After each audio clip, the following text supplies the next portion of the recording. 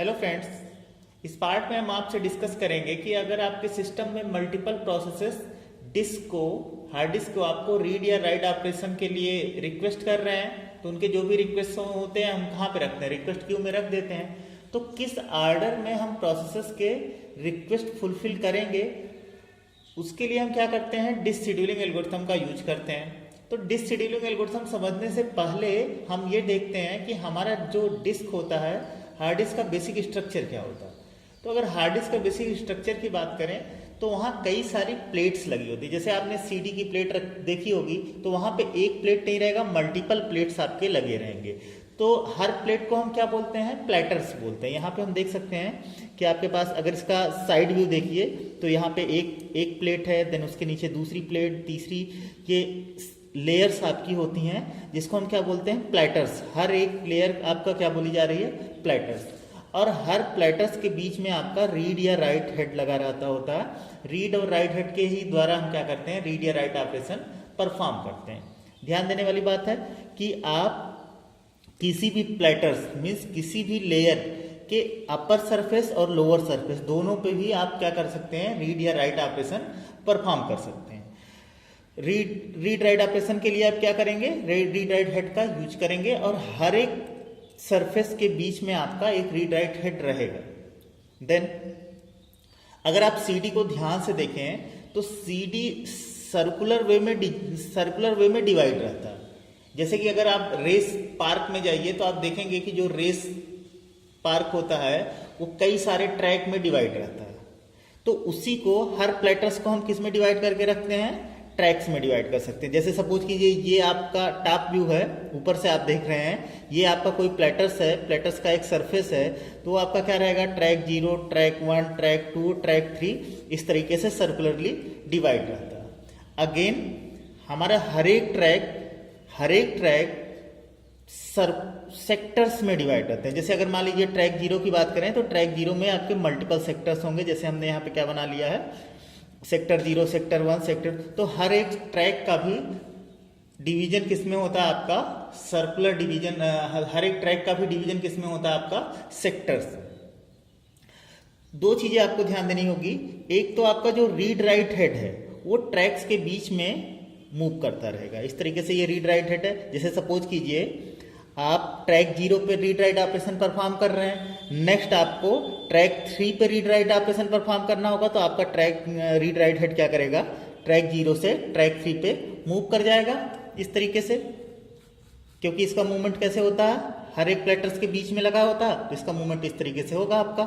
तो जिस ट्रैक से जिस ट्रैक पे जाना होगा, रीड राइट हेड आपका वहां पे मूव कर जाएगा। देन आपकी ये जो सीडी है ये सर्कुलरली भी रोटेट करती रहती है, इस तरीके से सर्कुलरली रोटेट करती रहती है।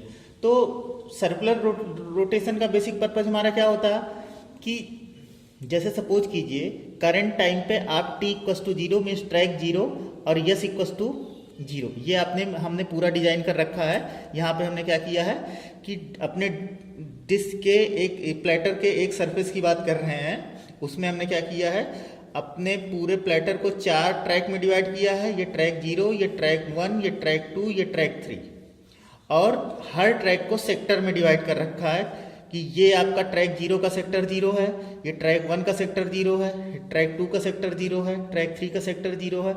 ये आपका ट्रैक क्या है, ट्रैक 1 है और सेक्टर क्या है, 3 है। ये आपका क्या हो, सेक्टर 1 हो जाएगा और ट्रैक कौन सा है, 1 है। तो इस तरीके से यहाँ पे हम जो डायग्राम शो कर रहे हैं, हम पूरे सरफेस की बात कर रहे हैं जिसमें हमने ट्रैक और सेक्टर दोनों को रिप्रेजेंट कर रखा।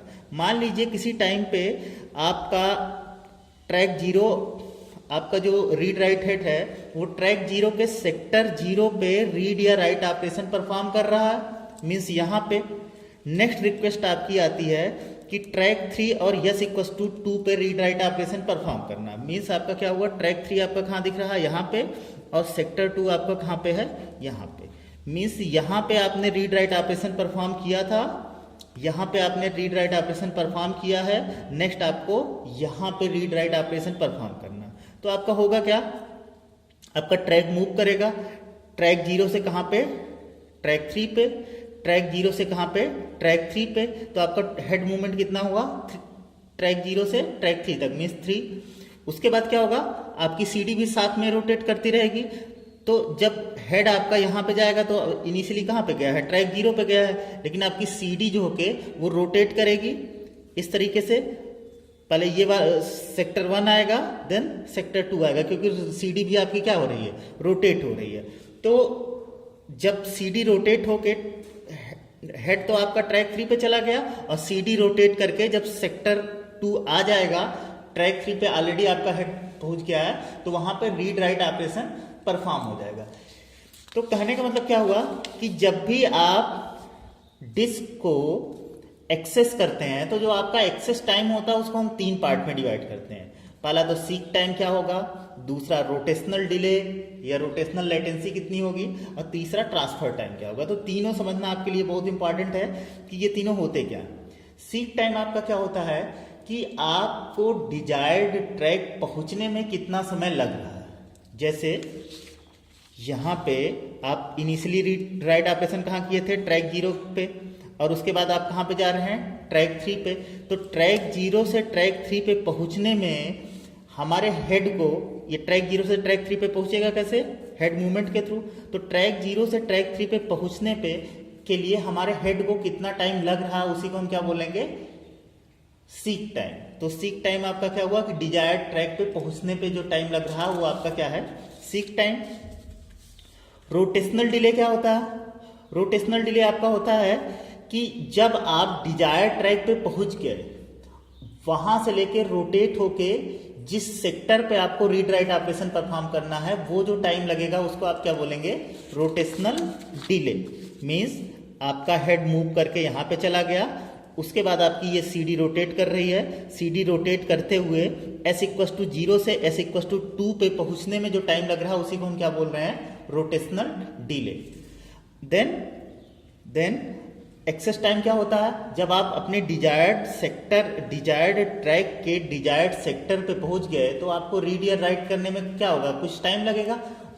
तो रीड या राइट में जो टाइम लगेगा उसी को हमने क्या बोला है, ट्रांसफर टाइम। तो मीन्स जब भी आप अपने डिस्क को एक्सेस करते हैं तो बेसिकली आपको 3 तरह के टाइम लगते हैं।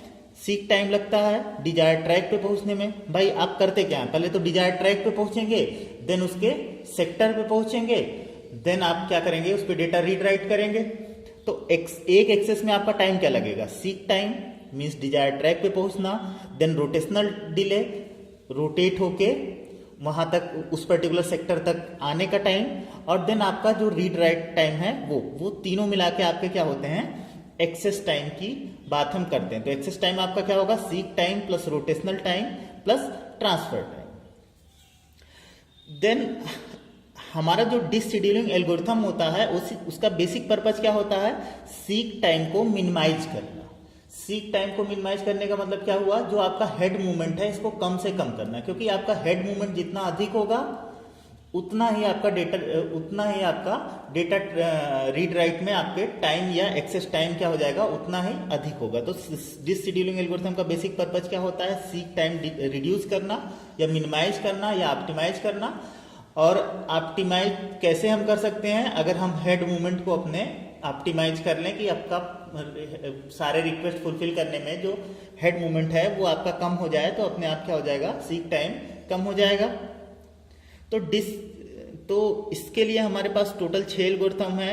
एक आपका फर्स्ट कम फर्स्ट सर्व होता है, दूसरा आपका शॉर्टेस्ट सीक टाइम फर्स्ट होता है, स्कैन एल्गोरिथम या एलिवेटर एल्गोरिथम होती है, सी स्कैन एल्गोरिथम होता है, लुक एल्गोरिथम होता है, सी लुक एल्गोरिथम होता है। नेक्स्ट पार्ट में कुछ एग्जाम्पल के थ्रू हम देखते हैं ये सारे एल्गोरिथम आपके किस तरीके से वर्क करते हैं और हर अप्रोच के एडवांटेज और ड्रॉबैक्स क्या है। Thank you.